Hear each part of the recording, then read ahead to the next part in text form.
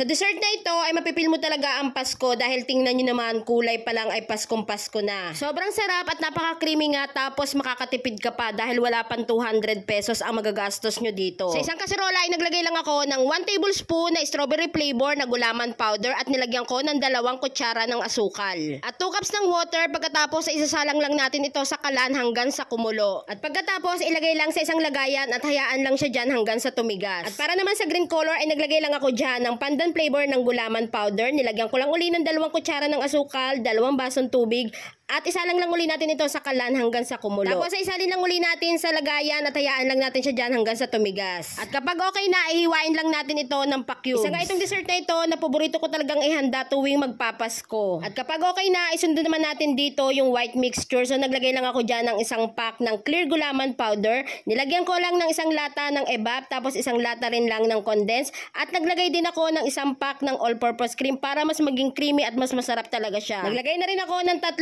basong tubig at haluin lang natin ito ng maigi, tapos isasalang lang uli natin siya sa kalan hanggang sa kumulo. Ngayon naman ay ready na natin yung ating paglalagyan. So nilagay ko na dyan yung ating green at saka red gulaman, pinaghalo ko na siya. Pagkatapos ay magbubuhos lang tayo dito ng kaunti nitong ating milk gulaman hanggang sa mag-set siya. So hayaan lang muna natin siya dyan ng ilang minuto. At kapag okay na at medyo matigas na siya, ay pwede natin ilagay dito pa yung iba pang natitira. Tapos hayaan lang natin siya dyan hanggang sa lumamig at tumigas, at pwede natin itong ilagay sa rep dahil masarap talaga ito kainin kapag medyo malamig. At ganito na nga ang kinalabasan ng ating dessert. O tingnan nyo naman, napakaganda ng kulay, Paskong Pasko na. Tinatawag nga rin ito na cathedral gelatin or cathedral window. Kaya naman kung wala ka pang maisip na dessert, ay subukan mo na rin ito.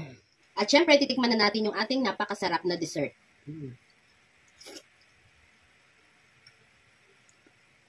Ang sarap.